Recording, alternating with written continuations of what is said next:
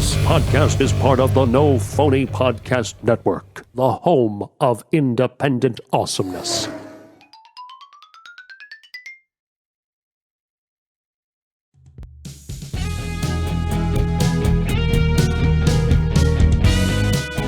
This is all about me.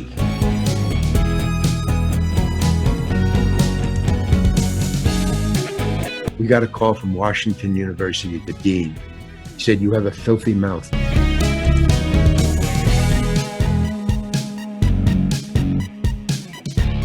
don't know anything about raisins. I don't know anything about the raisins.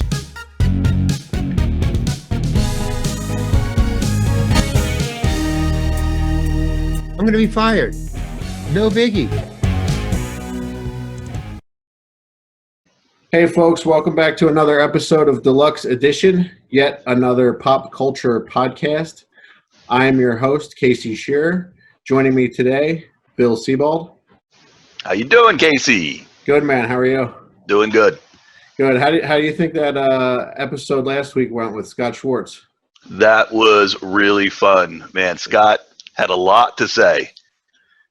Yeah, and like I said in the interview, we are now blocked by Corey Feldman on Twitter. I posted on Twitter. I asked Feldman if he wanted to come on our show and accept Scott's challenge to the wrestling match, to the no holds barred wrestling match. And sounds like a no. Yeah, that was a no. We got blocked. Oops. So if you want to go check out our last week's show with Scott Schwartz from The Toy and Kidco and A Christmas Story, you can follow us on Twitter. We're at Deluxe Edition Pod with just one E. Same on Instagram, Deluxe Edition Pod. And on YouTube, we're at just find us at Deluxe Edition, yet another pop culture podcast. So, speaking of pop culture, Bill, this guest that we had on this week, I mean, he's been in every television show that you could think of. Yeah, I think I read that he was in over 100 movies, and I'm pretty sure I've seen every single one of them. I know I said to him at one point, I said, you got one of those faces. It's like everybody recognizes you. But it's got to be like from a million different things. It must be crazy walking around like you're 100 different people. I can't even fathom that. Some of his acting credits include Escape from Alcatraz, Running Scared, Armed and Dangerous, Planes, Trains, and Automobiles, Home Alone, Billy Madison, Friends, Breaking Bad, and El Camino. He's also a writer, director, producer, and editor. We welcome to the show the great Larry Hankin. Oh, that's me. Wow. That guy is pretty cool. I'm okay, but that guy's pretty cool. I don't know who that guy is. That guy has fans and stuff. So, but yeah, it's hard to put it together. You just go from what you don't think about that. I was told that information that you just told me about, the 184 and all that. I was told that by other podcasters. You just go from one job to the next. When's my next job? I haven't had a job for 3 weeks. I haven't had a job for 2 months. So you're not doing that. You're just looking for work. So I was very surprised by it.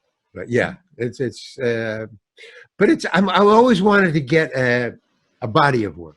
That's the important thing. Not just do one or two, but. So that's cool, and I kind of, but I've got another project going, and I got a couple of more projects. So you ain't seen nothing yet. That's kind of the overture. That's great. Now we're gonna get into the good stuff, the Larry Hankin stuff, like that. See that over there and that over there. We were admiring your artwork. Yeah. Yeah. So, well, as long as you're admiring my work, here, check this out.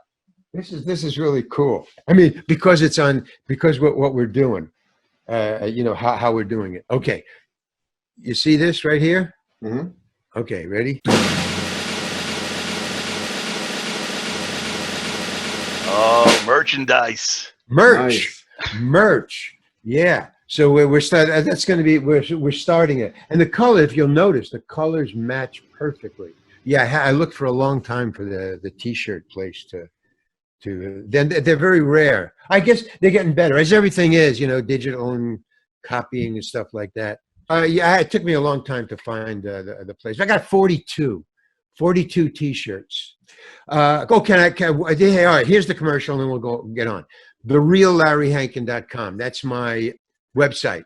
Not LarryHankin.com. Somebody stole that, and they're trying to sell it to me. That is such an affront. That is so rude. It really is. I mean, it's my name, man. That's my website, and you have it and won't give it to me. That's crazy. So it's TheRealLarryHankin.com, and it's got my videos on it, and eventually the T-shirts are going up like next week and stuff like that. And there's biographies and all stuff. TheRealLarryHankin.com. Okay, that's that. That's done. But that's what's coming. Plus the movie.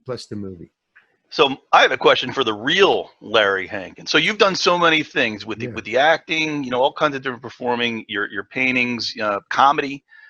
To me, that kind of body of work is just fascinating. Everybody who sees you says, "Oh, I know that guy from something." So you're kind of everywhere. What is the thing that you have done that you are the most proud of? Like you look back and say, "That is the thing that really made me the proudest," even if it's something that a lot of people don't know about. I right off the top of my head, it would be three things. My stand-up. Before I became an actor, I was a stand-up comedian, and I was opening for Miles Davis and the Lovin' Spoonful and the Kingston Trio and the Blues Project and Dave Van Ronk and Tom Rush and just Ian and Sylvia. That part of my life, I mean, I was good. I was really good enough to open for like Miles Davis and some really people who I really look up to, and I was opening for them. And Woody Allen, I was opening for Woody Allen. So but I never wrote anything. The reason that I'm proud of it is because I always got up on the stage for the first 3 minutes, 2 minutes. There's an interesting thing about audiences. They will give you 2 minutes of their time free of charge. You can say anything you want, do anything you want, and they'll sit there and they'll just listen, checking you out to see, is this guy worth it? They're interested. They're curious, not interested. They're curious. What is this guy?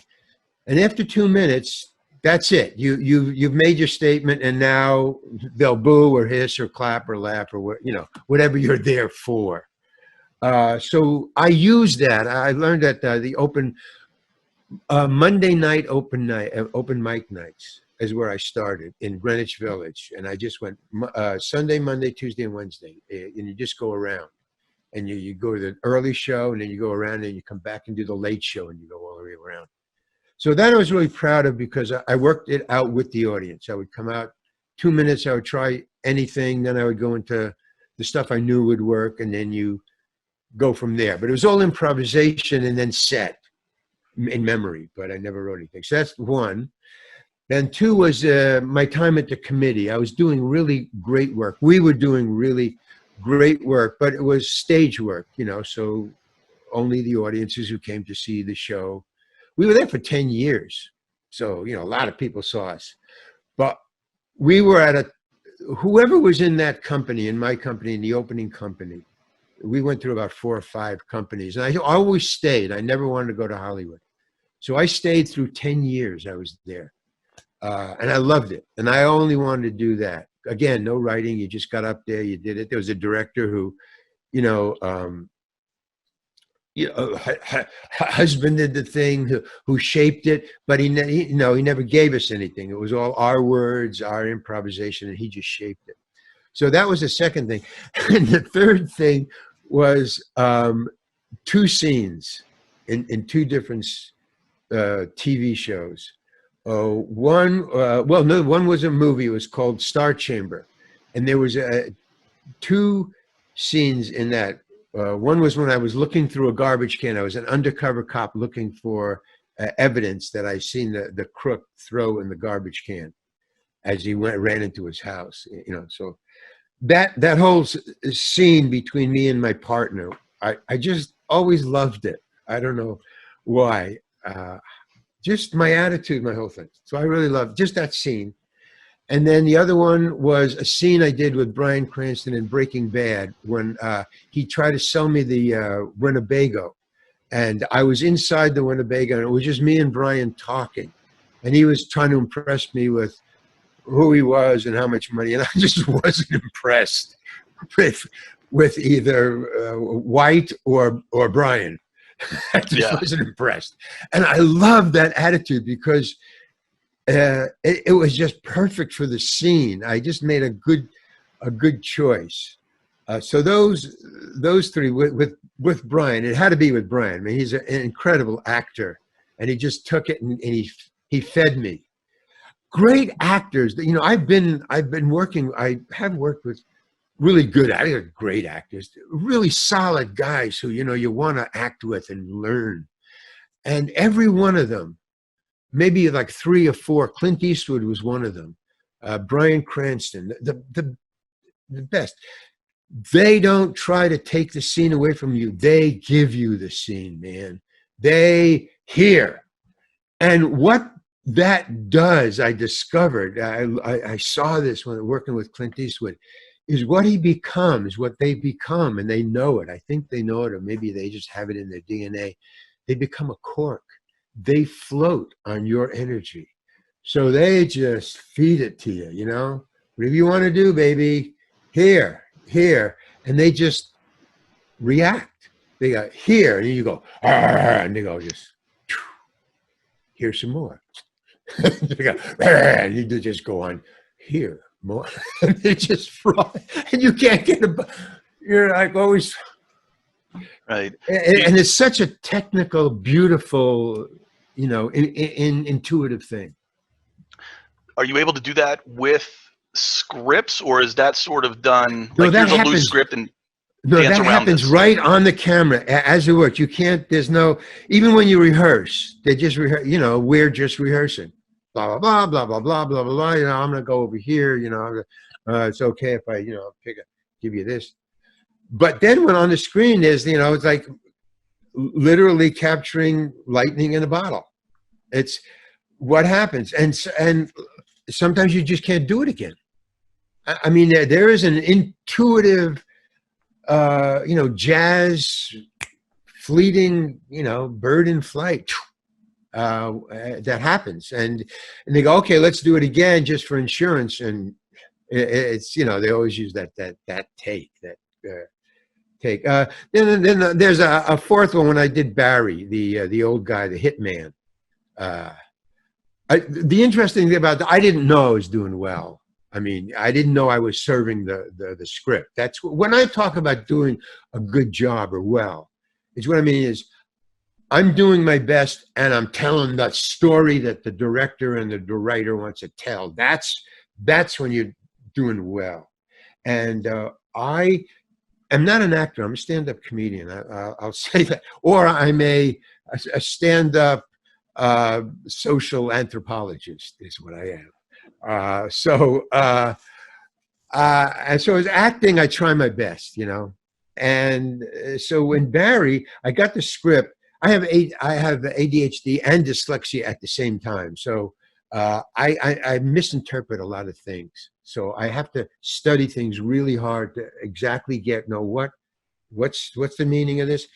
And I really want to do good because I loved Bill Hader. I love him. He's he's going to be, if not already, he's going to be like Clint and Bryan and De Niro, and he's got it. Whether he uses it or not, I don't know. But man, he's a good director. He's a fine director. He's a good writer. He's a funny guy, man. So I really respected that I was going to work with him. He's going to direct me. So I took it very seriously. I don't take acting too seriously. I try to do the job, but this I made a backstory for. That's how serious I was. I've never done a backstory. I worked my little heart out. So I did it, and I'm learning this line. So you know, okay. So he's coming from Europe, from Moscow, wherever. It's Russian. They even said, "Would you mind if we had a what is it called? A teacher that teaches accents? You know, a coach. Sure. Whatever those coaches are called."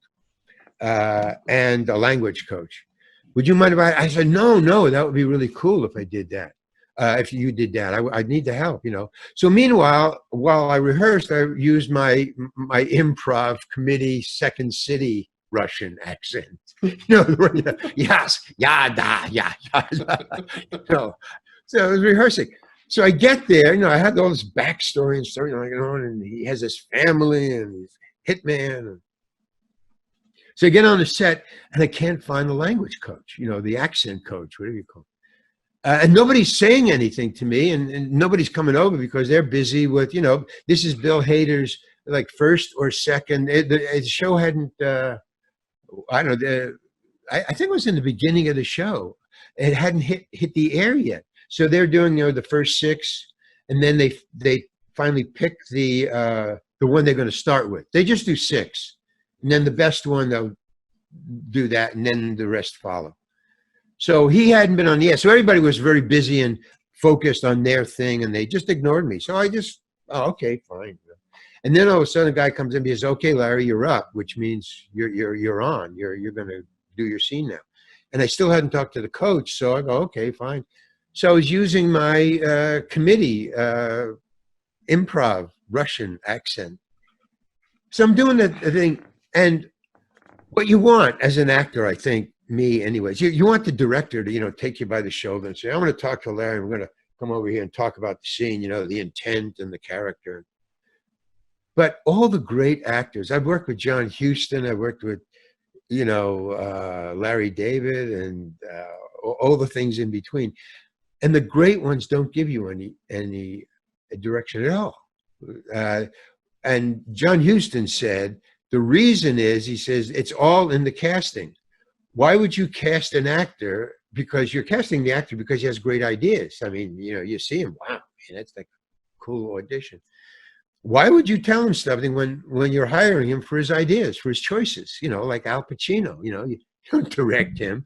You're a safety net, you know, if he goes too far out, which Al Pacino said that's what he uses directors for, as a safety net, not to give him directions, but he likes to take chances. So Bill Hader wasn't giving me any direction at all. And I was like really nervous because I had done all this homework. I'm using a committee accent. You know, I'm thinking I'm screwing up here, you know. But I go through the whole day, no direction at all.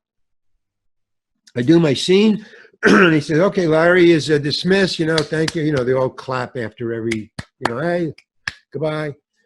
So he comes up to me, he says, "Hey, thank you, Larry, you really did great." And I said, "Wow, man, but I don't know, I could have done greater, man. You didn't give me any direction. What was that all about?" I was so nervous, you know, because I was trying something. I'm just a stand-up comedian, you know, but thank you, you know. but can I ask you a question? He says, "Sure." I said, "Well, why didn't you give me any direction?" He said, "Well, see, Larry, we didn't write the part that way. So I didn't know what the hell you were doing, but it was so cool that I didn't know what to tell you. It wasn't my idea. It wasn't our idea. But you did fine." I said, "What about the accent?" He said, "No, it was fine. Everything was fine, you know. Thank you." I go, "Oh, cool." So there you go. Is that on usually, the way? Oh, go ahead. is that usually how it's done? Because I've always wondered if it's, you know, you go to set, you have to memorize these lines, you have to get every line exactly right or else. And that seems like a lot of pressure. But the way you're describing it seems like a lot of fun. It seems like a musical kind of thing where you're jamming together. It depends. In that instance, yeah. And with a great director like John Huston, yeah. And not only that, they stick up for you. The great ones. The not so, and that's how you can tell. If the director is on your side and he's trying to help you get to where you want to go, that's a great director. If he's not on your side, forget it. You know, you're at the mercy of you know, the gods, the acting gods, because I've had directors who just destroy what I brought, you know, for the sake of what he sees. Now, here's the whole point, and this is a flaw of Hollywood. It doesn't seem to matter when you watch the show, but to the actors it really does matter. And that is that there's two different casting In movies, the director casts. He's there at the audition. In TV, especially in sitcoms, but in except for tentpole HBO, $5 million an episode, yeah, the director is there. But when the director's not there, the actors are cast by the casting director. So the director only meets in TV the actor who's going to do the part when you're ready to do the scene on the day of the shoot, or maybe 2 days before rehearsal. So he doesn't cast you. Somebody else's taste cast you. So that's why the TV directors have to give you direction. Because, geez, casting directors are not directors. Hollywood, woohoo, they're not. So, a lot of the times I'm cast by a casting director, and when I get to the director, he goes, "Oh my God, I didn't picture you being you." And then you get somebody like Barry who didn't cast me. He didn't. I just got a call. "Hey, you busy on blah, blah, blah? Can you do Bill Hader?" "Yo, yeah." And I just jumped at it. But I didn't even audition. They just called me, said, can you do it? I go, "Yeah, of course I can do it." "Can you ride a horse?" "Yes, of course I can ride a horse." "Can you do a backflip?" "Yeah, sure." "You kidding?" Then you show up, and then they have to deal with you. Which Bill Hader, had to deal with what I gave him, but he loved it, man. He thought it was so cool. I thought it was obvious. I was, everybody says if you have any questions about the story or anything, it's on the page or it doesn't count. It's got to be, that's what a good story is. All the answers are on the page. So I looked on the page, and that's what I came up with. Boom. So yeah, it is a lot of pressure, especially in TV when the director is not the guy who casts you. It is a lot of pressure. Now, I have one short story. I can give you an example of the pressure that goes into, because you said all the lines you have to memorize and then the pressure. On Breaking Bad, in the Winnebago scene, where I just said my favorite scene was in with John, with Brian, inside. Okay, I had 2 scenes that day, and that was my first day of acting on Breaking Bad, which I was a fan of. So there's more pressure because you want to be good because it's Brian and it's Breaking Bad, and all the fans that are watching that are not yours, are they going to go, "Get him away from there"? They're really very covetous of their movies, of their fandom thing. So I get there, and so I do that scene, and that's really cool. Now I have one more scene, and that's when I keep the cop out of the Winnebago, right? You can't go in there because it's on my property, and you have to have a search warrant. That's the gist of what I said. And that was the gist of my 5 lines. I had 5 lines, and that's basically what I said. You can't go in there. So so now generally what they do is each time there's a new scene, they give you a little book about that big. You can put it in your pocket, and it's for the actors on the set, so they can just take out their thing, and they can carry it with them. They don't have to a big pages thing. So it's a little thing, and they lay that on your dressing room table in front of the mirror. It's done in all things, movies, TVs, big, little. That's the standard. The AD comes in, puts it there. You come in, okay, this is my next scene. Boom, I got it. So I go in and I look at it, and it's not 5 lines. It's an entire speech. It's a monologue that fills the page from the top of the page to the bottom. A monologue. Now, I told you I have ADHD and dyslexia. That affects my memory as for memorization for lines. So in my contract, I have that I have to get the script as early as possible. I'm one of the few people who get it immediately as soon as it's there. And if there's any changes, they got to be sent to me. Now, if it's 5 lines, that no big deal. But I'm talking about a large part. Okay, I come in and there's this thing, and I go, "What is this?" I memorized 5 lines, and now and the AD had walked me to my dressing room. It was in a Winnebago. So he's in there. He says, "You need anything else? Your costume is here, blah, blah, blah." I just come back from lunch. I go, "What's this?" He goes, "Oh, Vince liked your acting so much in the audition that he had the writer write you a long speech for this one, for the cop thing. And I just went freaked, man. No, what are you doing? No, man, no, don't you understand? No, I have dyslexia, man. No, you can't do. How long do I have? 2 hours, you're up. No, I just, and he is backing off. And he go, hey, man, I got to get back to the set. No, he didn't want to be there. He just split. Oh, well, no, wait, where's Vince? I got to talk to Vince. Vince isn't here. And he's gone. And I'm just stuck with this page. Just like you said, that trauma of, and I was like freaked. I was frozen. I tried, I'm thinking 2 hours. I got to memorize. I can't do that. It's not happening, man. So, okay, so now the pressure is on. And the AD comes back and he says, okay, Larry, you're up. And I go, oh, man, okay. Now, here's the second thing. Okay, I got ADHD, I got dyslexia, I can't remember this. This is too long. And also, I'm not going to cop to any of this. I'm going to go out there like nothing's happening because I know, and this is my go-to, always. When I get too stressed out, this is my go-to. I'm going to be fired. No biggie. No biggie. So let's just go through the dance. I'm cool. But I'm not copping to it. I am not copping to it. So I just walk out there. It's casual. And I go out there and now, I did have a backup. I thought, okay, if they break up the scene, like cut to him, cut to me, cut to them, cut to me. If they break it up into small chunks of cuts, I might be able to get away with it. I might, if they just hand me that section, okay, I might be able. So I go up to say, the director is real all jaunty jolly. Hey, Larry, how you doing? He had just seen this other scene that I did with Brian and the thing, so he's thinking, oh, this is going to be cool. This is going to be great. So he goes, everything okay, Larry? And I go, oh, yeah. Oh, but I have an idea of how to shoot the scene. Really? Okay. What is it, Larry? I go, how about if we cut it up, just, in small chunks, like cut to me, cut to him.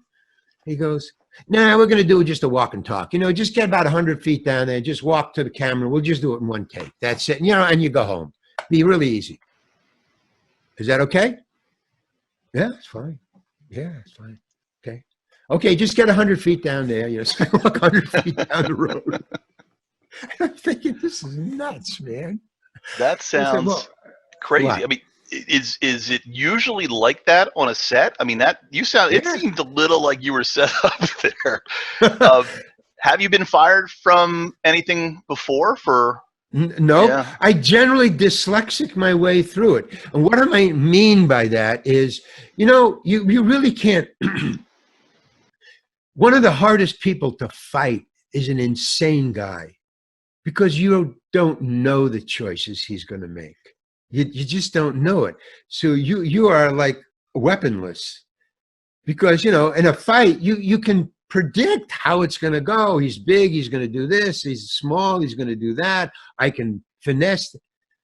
But in a situation like that, it's an insane situation for me. And even though they don't know it yet, for them, for the director and everybody else. But I had decided that I was going to be fired. So everything was past now. I was living in the future. I was fired. So I was zen. I was cool. I didn't care. Basically, I didn't. Okay? That's my go-to. I'm a stand-up comedian. I don't need this. Right. But the producer's got, I've got $1 million worth of writing on this day. Okay. So he said, okay, ready, Larry? I go, yeah, fine. He says, okay, now I figure, well, I'll give it a shot. I mean, I had 2 hours with the thing. I'm going to try it. I'll try to improvise legalese. Right. So he goes, okay, and action, Larry. So I had the first 2 lines memorized. So I go, blah, blah, blah, blah, blah, blah, blah. And now I'm in La La Land. I am improvising legalese. trying to keep the cop out of there. Yeah, yeah, yeah. Laugh. Go ahead, laugh. And so I'm walking and talking. I'm walking and talking. I'm walking and talking. I'm thinking, wow, at least, I haven't stuttered. I haven't gone, I'm just keep my mouth moving, keep my tongue out of the way of my teeth, keep going. And I get there and they say, okay, boom, and done. And I thought, okay, now. And he goes, okay, let's do it again. Okay, just one more take. Okay, Larry, just get back there. Okay, and the camera ready. Did I just memorize that whole thing? That was amazing. Okay, we're doing another take. Now I don't have to worry. Now I can do an or because he's got it in the can. He's got it in the can. So I go back there. Now I'm really jaunty jolly. I wasn't fired. I'm cool. So I go back there, and now I see I'm 100 feet away. You okay, Larry? Yeah, I'm fine. Okay, and all of a sudden I see the script girl, who is actually a lady. I don't know where they got the girl from, but it's a lady. It's a woman. It's a grown adult woman, and she's walking towards me with the book and a pencil. Now I've been through this. The script girl is there to keep you on book, online, okay? So that, and she'll come up to you and say, you missed this word, it's an important word, or you left out this sentence, that's an important sentence, so just do it again. So I understand that she's coming in. So I'm all jaunty dally, and I say, as she's coming up to me, I say, okay, what line did I miss? And she didn't say anything. She just shows me the page. Everything is circled. Every other word is circled. I've never seen a page full of so many circles in my life. And I've been, 20 years acting, 30 years acting. Never. It's the entire speech is circled. And I go, well, I got the gist of it. I'm trying to be like, joking. I got the gist of it. And she says, the director wants it verbatim. And she was very adamant about that, I guess she had never seen a page like that herself. I mean, she just thought, no, you can't make shit up. What are you, crazy? And I'm fired again. Boop. Level, calm. Okay. So you got to say it as it's written. I'm going, okay, yeah, fine, okay. So the director, anything wrong, Larry? No, everything's fine. And he takes the book and he starts walking towards me, and I go, okay, now this is not going to turn out well. If everybody's coming down towards me, no, I'm supposed to be going towards them. It's the wrong flow. I'm thinking, no, but I'm going to get fired. But now I have to go through the dance. Well, can't you do it? Will you try? Can you do? Well, I don't know. We're going to have to let you go. Can you call somebody in? That's all going in my head. And I'm going, so she says, as he's walking towards me, she said, look, I want to talk to the writer. I started to get defensive as he's walking towards me. I said, I want to talk to the writer. She said, the director wrote it. Oh, okay, fine. All right, fine. So he comes up and he says, is there something wrong? And I go to him, no. And he says, well, then the cinematographer now, yeah. Don't you want to stand near the camera, Al? And the director's always standing. He goes, no, I'm going to walk with my actor. I go, oh, no, man, this is like baby time. This is kindergarten now. Oh, this is not being fired. This is demeaning. No, you're going to stand there with the book and walk with me?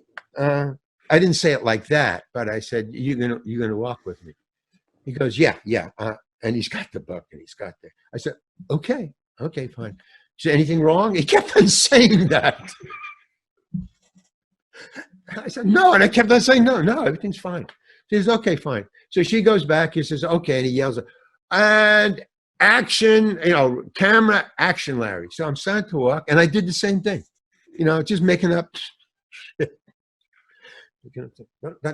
And I see out of the corner of my eye, he's only about this far away, just right out of camera range, because it's like a cowboy. It's just this wide, and he's right there. And I see him, and he's got his head buried in the book, and he's walking next to me. And I'm going, so I'm like schizophrenic. I'm saying, this is stupid. This is ridiculous. And I'm also improvising things. Okay. I get back down there, and he goes, okay, and cut. And I'm going, and you're fired in my head. And he goes, and cut. Okay, Larry's finished for the day. Let's everybody dismiss him. Thank you, Larry. Okay, and he shoves me away. Moving on. What the fuck happened? And then there's a limo right there because we're in the middle of the desert, and that car is going to take me back to the production office, which is an hour away. So there's a time thing. So I can't even ask anybody, what did I just do? What happened? How? I don't. But no, I'm in the limo and they're going, and I'm back there. So now I had to wait 2 weeks to watch what happened. And this is what happened. And I asked my friends to watch because I wanted to compare to see. What happened was that guy, that director, Al, as soon as I finished my first 2 lines and made 3 more steps, he knew this guy doesn't know what the fuck he's saying. He knew that the entire time. And he let me go through the whole thing, improvising this la-la stuff, and then dismissed me because he knew because there was Aaron and Brian in the Winnebago, and there was the cop. And he knew he was going to take all the improvisation I did of this law stuff, this law gobbledygook, and he was going to edit it together as a voiceover. And he just picked all the things that I said, applying legally to keeping that cop out of there. And the scene was originally 5 lines long, and he wrote an entire page. So it was up to him and the editor to make, because the script was sold as between 5 lines and a page, right? And so he was cutting into, when you watch it, you'll see, he's cutting into Aaron and him while there's a voiceover of me talking. And then every once in a while, when I got a cool line that I either had weirdly memorized or said that was totally apropos, they cut to me walking. You know how long it takes to say 1 or 2 lines? 3 seconds, maybe 4. Okay, in the entire scene with my voiceover cutting to the cop, to Aaron, to him, to the cop, to me, to 3 seconds of me, that I was on screen for 4 times 4, 16 seconds of just me. Now, I asked my friends, I said, what did you see? He said, oh, you were walking and talking and keeping the cop out of the Winnebago. Yeah, but what did you see? What was the scene about? It was about you keeping the cop out of the... Yeah, but what did you see? I saw you walking down the thing and keeping the cop out. No, you didn't see that. I wasn't walking. I was on screen for 3 seconds, maybe 4. But 4 is a lie. That's like making it bigger than it is. Maybe 3 seconds. So between 12 and 16 seconds, I guess. Movie magic. That's what editing is. And he didn't blink. He knew the entire time. He didn't say anything. Hey, Larry, thanks a lot. Boom. So that is the answer to Bill is your name, right? Bill. That's the answer to your question about the tension and stuff. No, that's a great answer. Yeah, but that's exactly what happened. It was all in my head, all in his head. Everybody knew everything that was going on, but nobody told anybody else. It was just, and we'll fix it in post. Boom. So what I took away from it is you can't be bad. If there's a camera rolling, you can't be bad, because if you're bad enough, they won't put you in the movie. Sure, yeah. And if you're just okay, it's part of the story. Then nobody's judging you. There's a story going on here. And if you're good enough to tell the story, you're good enough. So it's all in post. That's what I love about making movies. It's so plastic. It's so malleable. It would have been great if but luckily I improvised. I improvise legalese very well, thank you. Has it ever worked the other way, where you think this is going to be this way on screen, and then you see it and it's like worse, and you're actually disappointed because it made you look bad, or made you look like your performance No, I've never wasn't looked very good? bad. No, I'm always protected on. I've seen me where I think I could do it better, but that's not bad. I can do it better.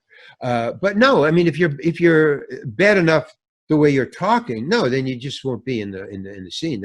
They'll cut around you. No, and I've had that where I don't, so I can't tell because I wasn't on screen. But I've been in parts where I had, a long enough speech to say something where it should have been on me because I'm saying something that's important, and yet I wasn't on screen. It was my voice saying it, but it was on somebody else. Reaction shots, the cutaway, which is a director's, editor's go-to safety. Get a cutaway. Get, some. You got Larry's talking. Fine, just get somebody else's face in case we don't want to be on Larry's face. Fellini said the great thing. He was asked a question about framing. He said, well, what your frames are always so weird, so off kilter. What is that all about? What do you have in mind? Why do you do it that way? How do you come to that conclusion? He said, it's very simple. I just focus the camera on what I want the audience to see, to be focused on. And I always put something in the background in case they don't want to look at what I want them to focus on. I give them something else to look at. It's very simple. But it makes for interesting screen frames, pictures and stuff like that. So yeah, there's a lot of ways of compensating, cutting away, putting other things in the thing, Now, Larry, I've heard you say that a couple times through this interview that you consider yourself a stand-up comic. Are you still active in the stand-up comedy scene? Do you coming? Still do? That's the next chapter. Yeah, that's the new stuff. The new stuff is all Larry Hankin. It's not working for anybody. It's just me. This is all about me. You understand? Absolutely. It's me time. Could you go into a little bit about your early days when you were a stand-up comic? Well, okay. I mean, the interesting thing to me was I was awful when I started. I won 2 years in a row, my junior year and my senior year in high school. I won funniest guy in high school. So put that in your pipe and smoke it. So coming off of that, I'm all hunky, okie dokie. I think I'm, God's gift to humor. Hey man, I watched Milton Berle. I know what's funny. So I started doing Monday night stand-up because I would I graduated as an industrial designer. I was like an A student, but I did that for my parents. They wanted me to go to college. They wanted to pick a profession. So I picked industrial design because there was art involved in it, like that. So I was, but I didn't want to do it. And I was going to go to, I think it was Ford. It was Ford because one of the teachers, one of my industrial design teachers used to design cars for Ford. He designed a T-Bird. I was taught by the guy who designed the T-Bird, the original T-Bird. Wow. So he was now teaching at Syracuse University. He was one of my teachers. So I got an A, and then I just went with Carl Gottlieb, who's my best friend in Syracuse, who wrote Jaws, went on to write Jaws and many other movies. So we were roommates, and I just quit. I just didn't go to Detroit to design futuristic cars. And I met, I went to Greenwich Village with Carl, and we lived in the village, and he wrote reviews for movies because he wanted to be a writer. And I didn't know what I wanted to do. I really didn't. But I would go to these, I was cleaning duckboards in a bar after 2 a.m. After last call, I would work from 2 till 6 in the morning cleaning the bar, cleaning the duckboards in the bar and all the peanut shells all over the goddamn place. I don't want to see another peanut shell. Forget the raisins. I don't want to see peanuts anymore. That's that. Okay, so, but I loved the job really, and I wasn't sorry that I gave up like, $75,000 a year. I didn't care. I don't want to do that. But I would hang around on Monday open mic nights because, Sunday, Monday, Tuesday, and Wednesday, for a cup of coffee, you could sit there. And open mic nights are really very kind. They really are. They don't boo. If they don't like you, they'll just sit there until the next person comes on. You're only on there for 5 minutes. Maybe if you're a special guest open mic night guy, you'll get 10 minutes maybe. But no, it's 3 to 4 or 5 minutes. So But, you know, and that's very nice that they do that. They don't boo because, hey, what do they expect? It's open mic night. These are amateurs. No. So but a lot of silence. I had a lot of silence in the beginning and many, many beginnings. But I mean, I couldn't figure it out because, I was voted funniest guy in high school 2 years in a row, man. What's wrong with New York and Greenwich Village? Don't they? But slowly I began to see that, no, Larry, this is not high school. This is not your friends. This is a stage. There's if it's not formal, a formulation to it. There's a way to talk to an audience that's not like your friends, even though it seems like, you know, you're just rapping. Hey, you know, blah, blah, blah. How you doing, folks? But and I started to pick up on the rhythm as I listened to, because I was, you know, Woody Allen was playing the Greenwich Village also, and Noel Stukey, who was a comedian then, Peter, Paul, and Mary, he was Paul. Noel Stukey was Paul.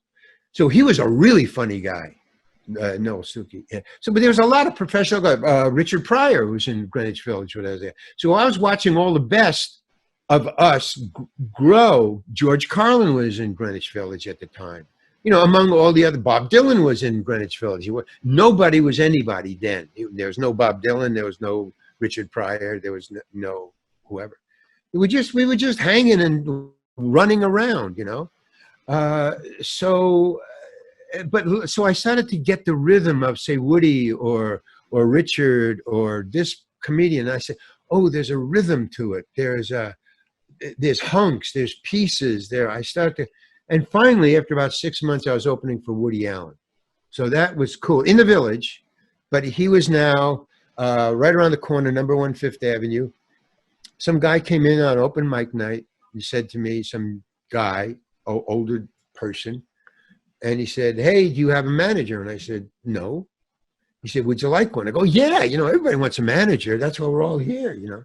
He goes, okay, how about me? I don't know who he was. I go, great. You know, just so you get a manager. If you have a manager, you can talk more in the group. You know, if you don't have a manager, you're just an open mic night guy. But if you got a manager, oh, you're a pro.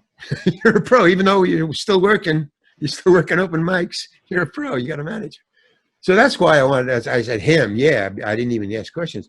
But it turned out it was Woody Allen's manager. And I didn't know that until one night he came. He said, I'll just keep coming in every once in a while. I'll just check on you. Don't worry. But, you know, it's my Jack Rollins. It's Jack Rollins. So he said, if anybody asks you, your manager is Jack Rollins. I didn't know who the hell Jack Rollins was. Fine.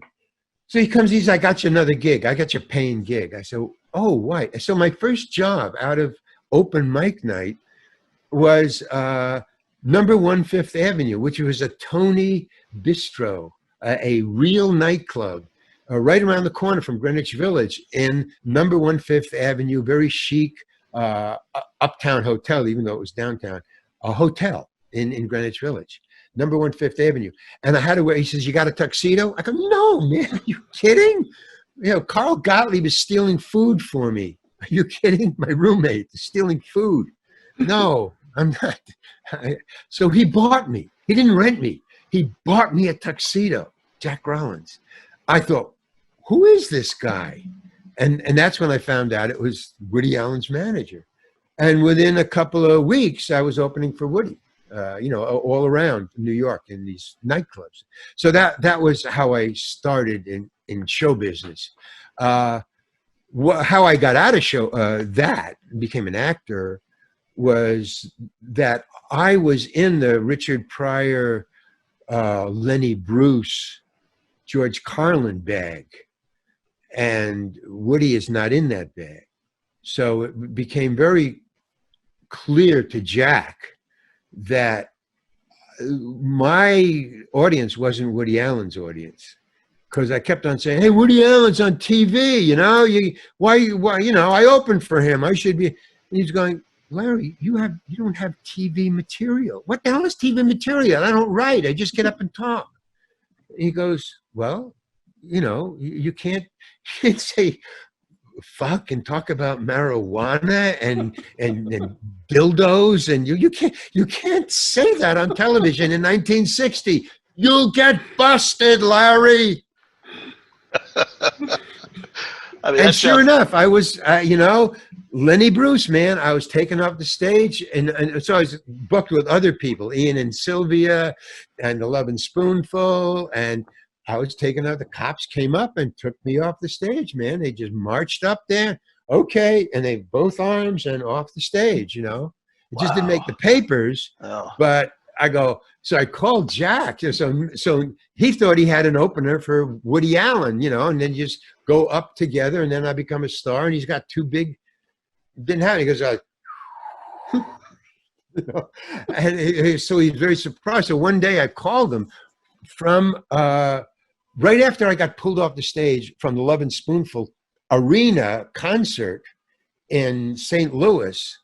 In Washington University in St. Louis, cops, a phalanx came down the aisles and up and pulled me off the stage. The Love and Spoonful upstairs, they were laughing like hell. And the audience is pulling the wooden armrests off of the seats, like old movie houses, the wooden armrests.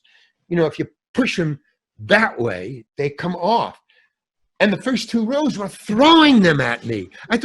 I said to them, I was talking about a guy's cock, I was saying, what's this? I was God. And I was saying, what's this? What's this between your legs? Get off. And I thought, hey, you're a college crowd. What happened to rock and roll? Sex, drugs, rock and roll. I'm talking to them. We don't want to. And then the guys in the back, when there's no more, they didn't have any more of these. And I'm ducking them, and the lady says, no, stay out there. Keep going. They're telling me, keep going.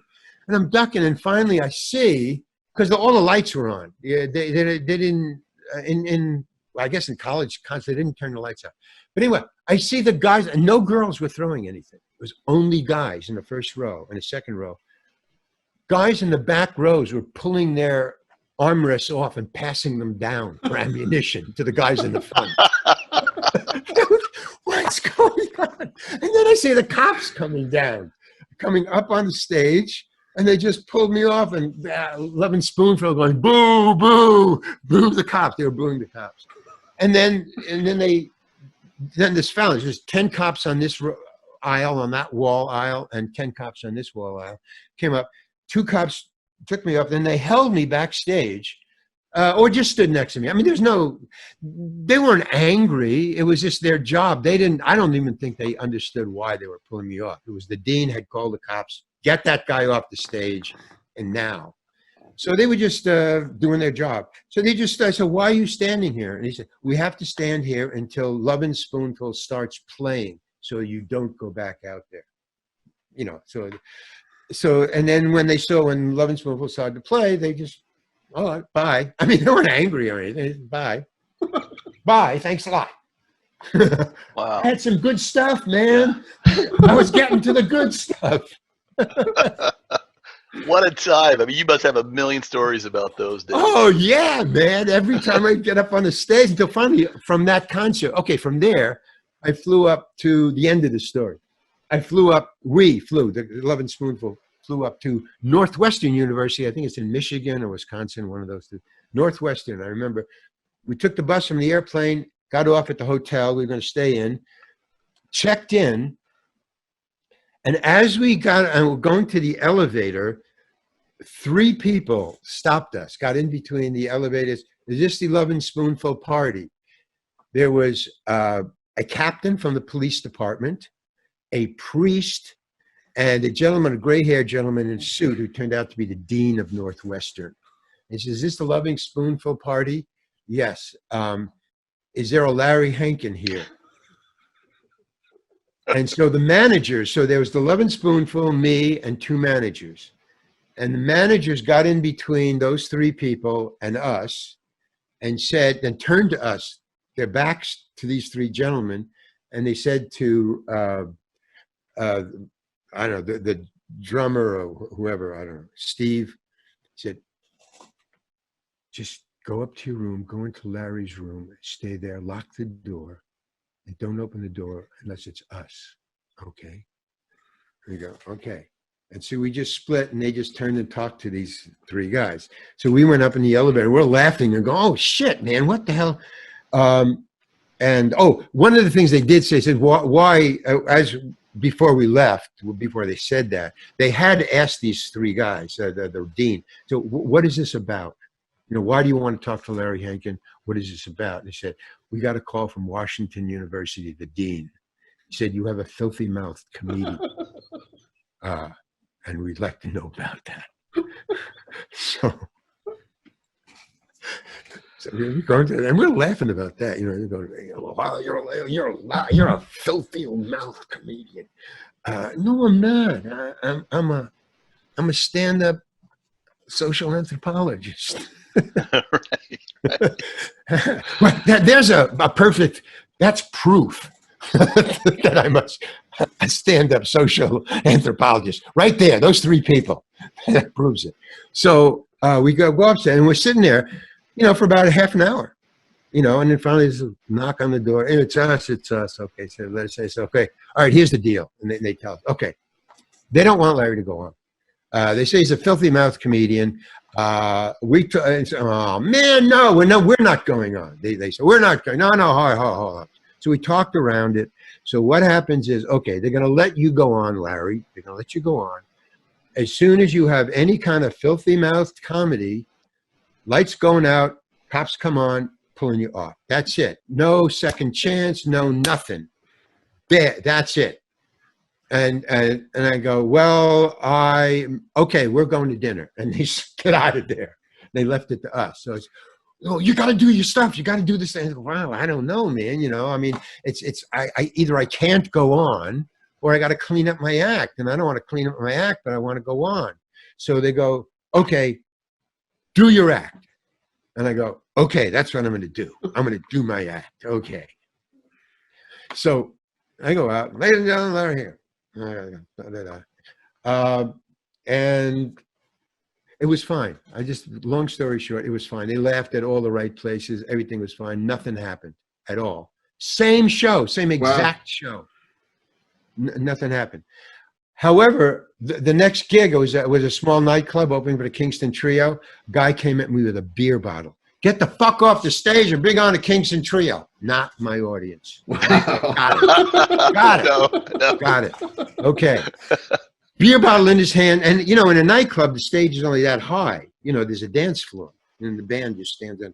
So he was walking across with a beer bottle, and he was angry. He was upside down, and he was ready to hit me.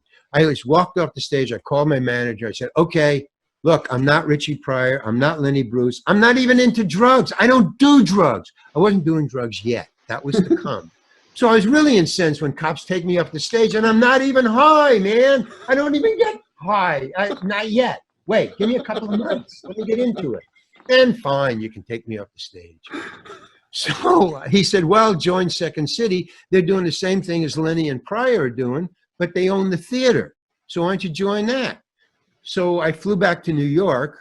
I was in Boston for that phone call. And I joined Second City. There was a troupe in New York at the time, luckily, in the Village.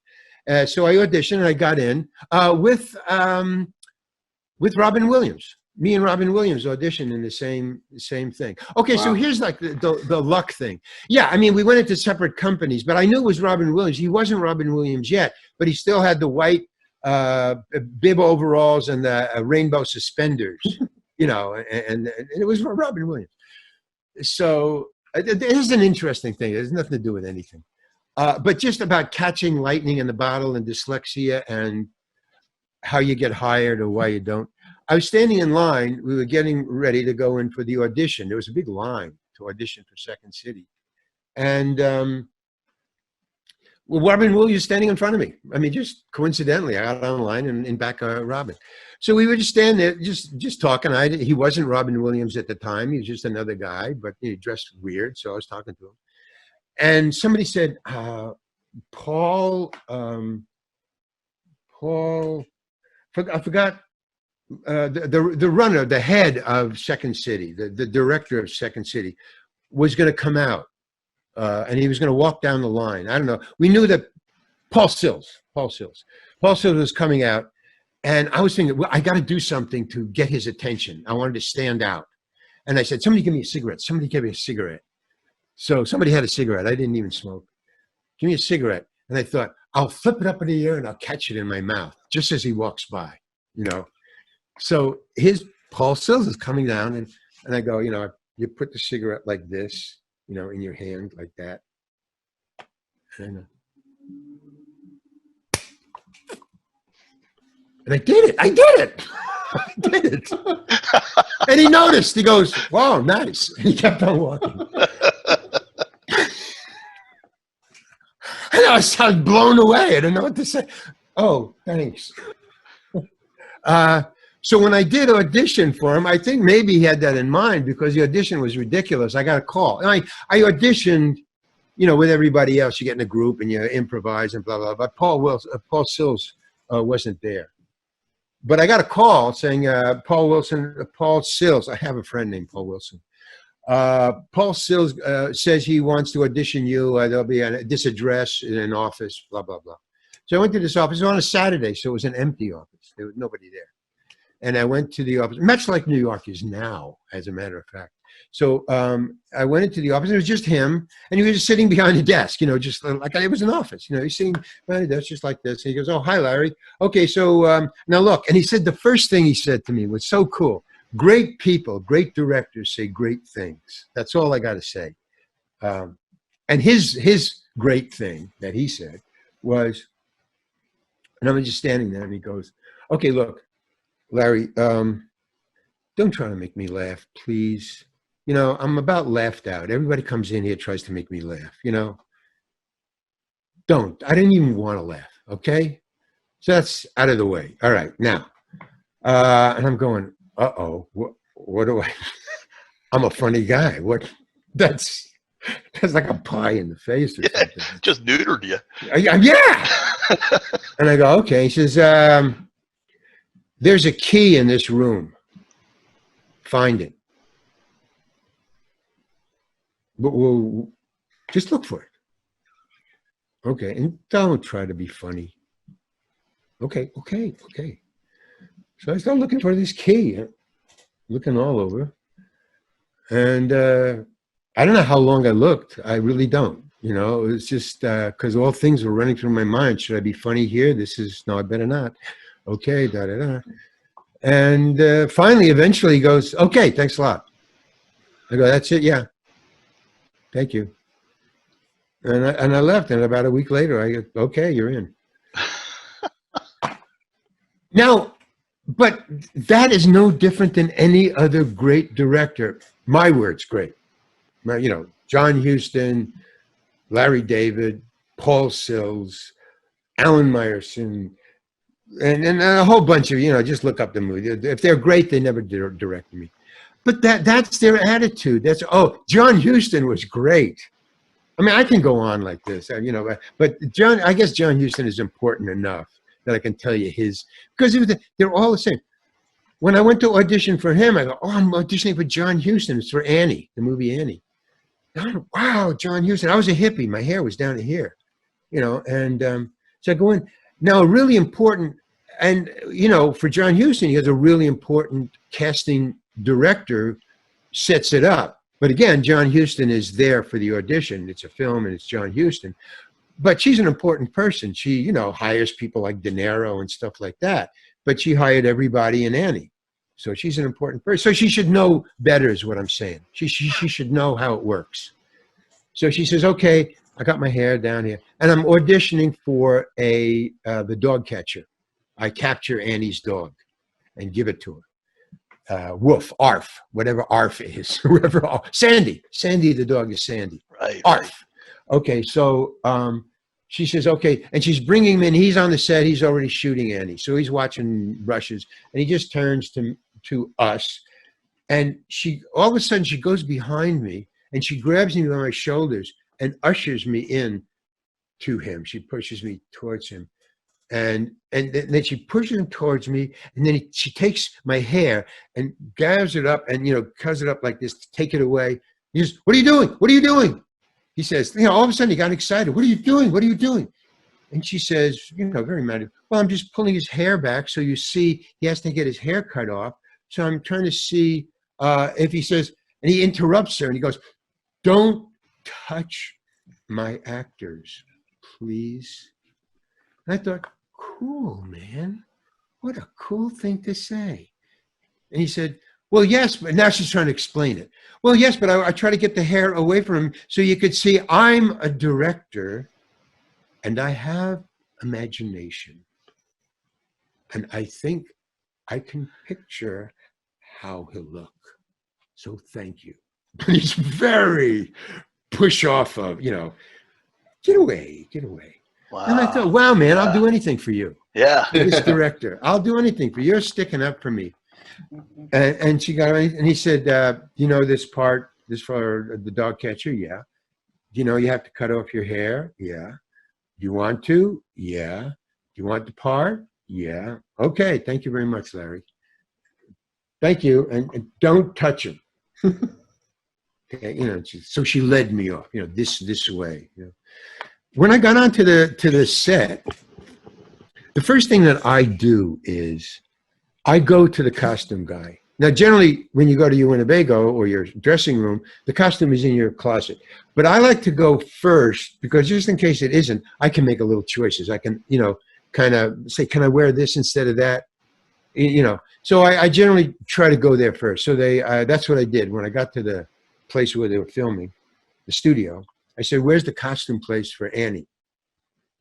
So I go there and I ask permission from the costume lady, the costume girl, the costume lady, where's the costumes for the dog catcher for Annie? Right there on this rack. And she shows me the whole rack, there's choices. So I'm going through it. Oh, and then a guy comes up to me and he says, what are you here for? I said, I'm a dog catcher for Annie. I'm looking for my costume. He says, here's your costume. And he hands me this, will look like a piece of cardboard, a thick piece of cardboard. What it was a jumpsuit, like a mechanic's jumpsuit in a garage, but it was tan because it was a dog catcher, but it was a basic jumpsuit all the way up, But he had folded. What he had done is he had washed it about 15 times. It was like brand new clean. Wasn't brand new, but it was brand new clean. And then he starched it. And then he folded it into a square about, 14 inches square by about, 2 inches thick, inch and a half thick. And he gave that to me. And he said, that's your costume. And I said, what is it? He says, it's a jumpsuit. You're the dog catcher. And I remember my father, when I was a little child, he would get his white shirt starched, the whole shirt starched. And I remember peeling up one sleeve because the sleeve was, but the sleeve was still pasted together, but I peeled off the body of the shirt. And then I would open it and put my hand in it because it felt so cool to just, open it up, So I peeled up one thing of it and I go, and I pat it down again and I go, I can't wear this. And he goes, well, you're going to have to. That's the costume. And I go, I'm not wearing this. Why not? Because it's clean and it's starched. I'm a dog catcher in 1930s in lower Manhattan, and I carry around dogs. I can't wear this. And I'm very adamant about it, And he goes, well, you're going to have to wear it because he goes, like he's very anal retentive, man. He says, well, that's it. You're going to have to just wear it. And I go, no, I don't have to wear it, and I'm not going to wear it. I mean, again, it's the fired thing. Well, okay, I'm a stand-up comedian. I don't have to have, I'm fired. I don't care. John Huston, fuck it. I don't care. She says, all right, we're going to have to go to John Huston, and we're going to have to talk to him. And I go, cool, let's do that. Because I remember, wait a minute, get your hands away from him. Let's go, Now, it had rained the night before, but it was sunny day, but there was puddles around. So we're going on, and he was outside. Again, he's just looking at the rushes. So he sees us coming towards him, so he just says, okay, what's the problem? He looks away. What's the problem? Very, very calm, very, very calm. Then he looks at me, he says, oh, hello, Larry. What's the problem? And this guy speaks up. He's got the thing, got the little platter. of starched. Oh man. He said, this actor will not put on his costume. And I go, hey, I mean, I can't wear that. I'm a dog catcher. It's all dirty. Give me the costume. You know, he just interrupted me. You know, my little rant, my defense. Give me the costume, please. He hands him the costume. And he says, thank you. And then he gets up off the director's chair, he walks away, and he walks to the biggest, nearest puddle, walks into the middle of it with his working shoes. Not sneakers, just regular men's shoes. Walks into the middle of the puddle, opens the thing up and drops it in the puddle, walks on it, stomps on it, picks it up, it's dripping wet and stuff, and he hands it to the guy and says, dry this off and put this on this actor. Thank you, Larry. Back to the TV screen. Wow, that's incredible. Larry, you have so many stories. You better write a book. I am. We'd love to have you back. I know we're up the time here. One quick question. When you're walking down the street, all right, with all the characters that you have, I don't know how you keep it all in your head, but what do you get stopped the most with? What do people Mr. recognize you most for? Mr. Heckles, number one.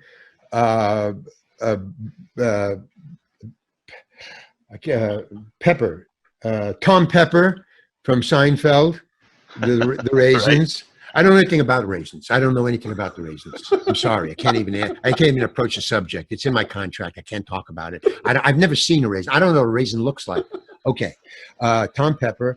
And then the third one, Breaking Bad, Ojo. So those are the top ones. And then it kind of filters down. But Friends, by far, I think I have, I mean, this is just a guess just because of, you know, people coming at you. I have as many Friends fans from Mr. Heckles as I do from all the other things combined. I mean, it's just, and they're all women, mainly women. I think 99.9% of the fans are, when I say women, I'm talking about females from 12 to about 50. And it's just evenly distributed. There's not, and the reason for that is that there's no, you know, lopsided thing about, oh, there's more of this than this. Is because Friends right now is in reruns all over the world. It's probably the most watched show ever invented, ever. I don't know that for a fact. It's just an assumption because of the fans. But the 50-year-old women from about 35 to 50, they're the original 13, 14, and 15-year-old girls that watched it when it was first on. Yeah. They now watch it with their 13, 15-year-old daughters. They watch it together. So I get fan mails from the kids saying, hey, my mom has a birthday. She loves Friends. Send her a thing. Or they get the 50-year-old or the 35-year-old saying, my daughter has been watching, you know, ever since she was a child. She's getting married. She would like a message from Mr. Heckles. So they're both sending it to each other through Mr. Heckles. So I get both ends. But very few guys. And if it's guys, it's, you know, hey, my wife watches Friends all the time. Or my daughter watches Friends all the time. Could you, and that's the guys who send it, you know. Or my girlfriend watches Friends all the time. So no guy will cop to watching Friends. Is this no guys watch Friends. No, I watch it because she watches it. So, you know, we're sequestered. So I have to watch Friends. Yeah, right. Yeah. You're not a friend, yeah. But I love Mr. Heckles, man. He's really cool. Now, is this through Cameo, Larry? Yeah, Cameo. It's amazing, man. It's really amazing. Awesome. Thing. But fans are amazing. I don't even get it. I mean, I'm kind of a fan, but you know, but not. You know, I have favorites. Like, you could say I'm a fan of Bob Dylan. You could say I'm a fan of, you know, Bryan Cranston or all the people I mentioned. If I mention them in this thing, I'm a fan of it. But, you know, I just in stories, I don't I don't follow them or bother them, or I'm even afraid to talk to them because I know how much they're bothered because, fans are, kind of nice. But one time I was recently in the Whole Foods store, and I have my black gloves on, I have gloves on because I got gray hair, man. This is my view, my paradigm of the times of today. When I leave my house, I'm trying to save my life. That's what I'm doing. I'm trying to protect my life. So I got the mask on, I got gloves on. When you go out, I got dark glasses on because my eyes are sensitive to the sun. I live in California. So I'm like, and I generally wear a hoodie. I don't put it up, but, I can if I want. But I'm in Whole Foods and some guy recognized me, some couple hey, we love your work. How do you recognize me? How does that happen? I'm trying to hide from bugs, and you can see through this disguise. That Corona won't even know I have white hair. Rump. Ha ha ha! It's nuts. It's nuts, man. Well, Larry, I feel like we could talk to you for a couple hours. There's a lot of stuff that we didn't even get to, but we don't want to take up. Next time. Yeah, we'll definitely. We'd love to have you on again. And I'd love to, man. Awesome. And tell people, like you showed the T-shirts at the beginning. Tell people where they can find you. And, all that. The real. Stuff. You can buy these. These are each one of these. That size. That's 4 feet by 5 feet or something like that. Those are $500 a piece. So I'm no piker, man. I'm no Johnny come lately that walks down the street. But this, ta-da, ta-da-da-da-da-da. But this, ready? Drum roll.